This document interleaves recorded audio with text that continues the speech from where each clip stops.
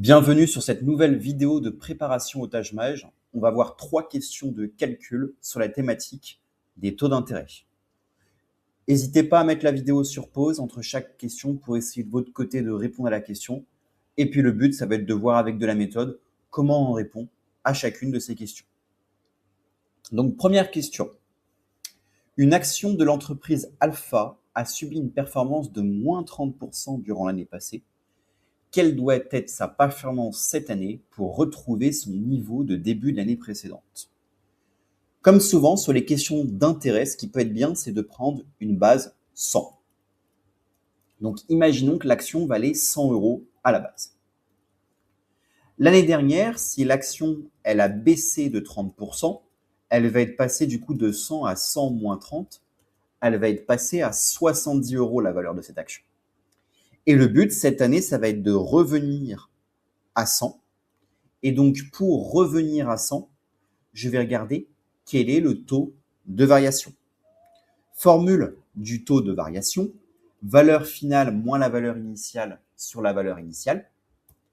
Donc, la valeur finale, c'est la valeur qu'on veut atteindre cette année. On veut revenir à 100 en partant de 70 l'année dernière, qu'on va diviser par 70. Ça fait donc 30 sur 70. 30 sur 70, on peut enlever un 0 en haut et en bas, ça fait 3 septièmes.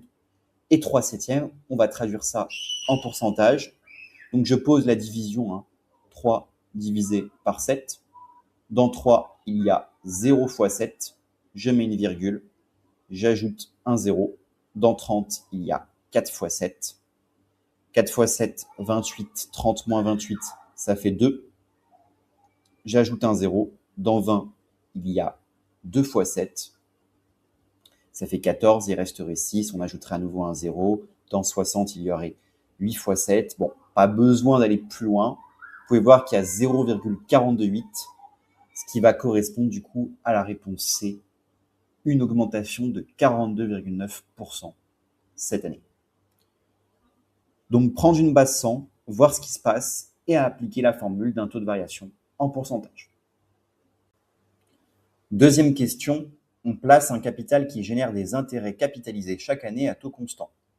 Les intérêts sont de 180 € la première année, 198 € la deuxième, qui est la valeur totale du capital à la fin de la seconde année.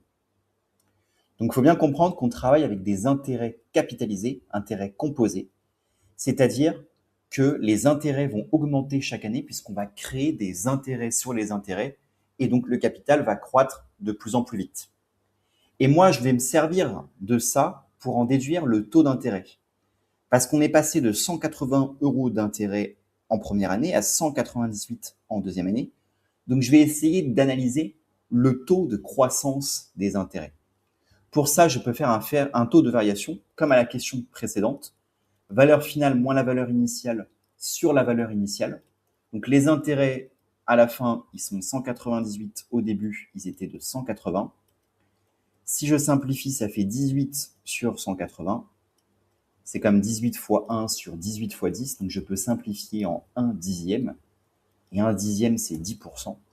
Ça veut dire que le taux d'intérêt, il est de 10% puisque les intérêts croient de 10% par an.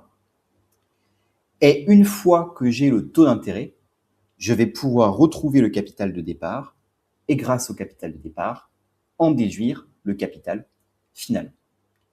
Puisque l'idée, c'est qu'à la base, j'ai placé un certain capital que je ne connais pas, X, à un taux de 10%. Donc, les intérêts, c'est le capital de départ fois 0,1. Et ça m'a rapporté 180. Donc, le capital de départ X, c'est 180 divisé par 0,1. Je décale d'un rang, c'est 1800 divisé par 1, c'est 1800 €. Et si le capital de départ est de 1800 €, le capital final, c'est 1800 plus 180 plus 198. Et ça fait 2178 €. Et donc, on répondra la réponse C pour cette deuxième question. Troisième question. Un capital est placé à un taux d'intérêt de 20% par an pendant 2 ans, avec capitalisation des intérêts. Au bout de 2 ans, le montant total est de 7 200 €, qui est le capital initial classé. Alors, il y a deux manières de répondre à cette question. Soit en passant par une équation, mais elle sera un petit peu compliquée, soit en testant les solutions, donc en faisant du backsolving.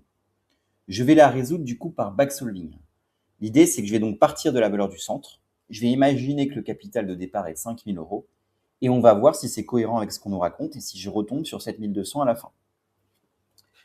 Donc, si je pars de 5 000 euros, hypothèse 5 000 euros de capital. La première année, on va générer 20% de 5 000. 20% de 5 000, on fait le calcul pour faire 20% facilement. 20%, c'est 10% fois 2. Et 10% de 5 000, c'est 5 000 divisé par 10, ça fait 500. Donc 500 fois 2, ça fait 1000. Donc la première année, les intérêts seraient de 1 000 euros. Donc le capital passerait de 5 000 à 5 000 plus 1 000, c'est-à-dire 6 000 euros. En année 2, les intérêts seraient de 20% de 6 000. Pareil, 20%, c'est 10% fois 2. Donc 6 000 divisé par 10, ça fait 600. 600 fois 2, 1 200 euros d'intérêt en année 2. Et on arriverait à un capital final de 6 000 plus 1 200, ce qui fait bien 7 200. Et donc, on a de la chance, c'est directement la bonne réponse. Ça sera la réponse C. Maintenant, si ça n'avait pas été la bonne réponse, il aurait fallu ajuster. Si le montant total, le capital final était inférieur à 7 200 euros, c'est que du coup, on n'avait pas pris un capital assez élevé, donc il aurait fallu prendre un capital plus conséquent. Et si on avait dépassé les 7 200, il aurait fallu prendre un capital de départ moins conséquent. Donc ça, c'est via le backsolving. Si vous le faites via une équation, je l'écris quand même, cette équation, il aurait fallu dire qu'à la base, on avait un certain capital X qui augmente de 20% par an, donc il est multiplié par 1,2 chaque année. Et il aurait fallu dire que X fois 1,2 fois 1,2 égale 7200. Mais après, ça, c'est pas forcément très agréable sans calculatrice à résoudre comme type d'équation. Mais c'est aussi une autre manière de procéder. Donc voilà, 3 exemples de questions qu'on peut retrouver sur les intérêts. Alors bien sûr, c'est pas exhaustif, hein. Il y a d'autres questions sur les intérêts. Il faut continuer à vous entraîner sur des questions similaires. Mais plus vous en ferez, plus vous connaîtrez les petites formules qui y sont associées, plus vous allez progresser. Donc restez motivés sur tout au long de votre préparation au Taj Mahal. Si vous souhaitez aller plus loin, vous avez la possibilité de réserver un petit appel stratégique avec moi. Le lien est en description. Sinon, vous pouvez aussi consommer les autres vidéos qui sont disponibles gratuitement sur ma chaîne YouTube. N'hésitez pas à poser toutes les questions que vous pouvez avoir en commentaire, je tâcherai d'y répondre.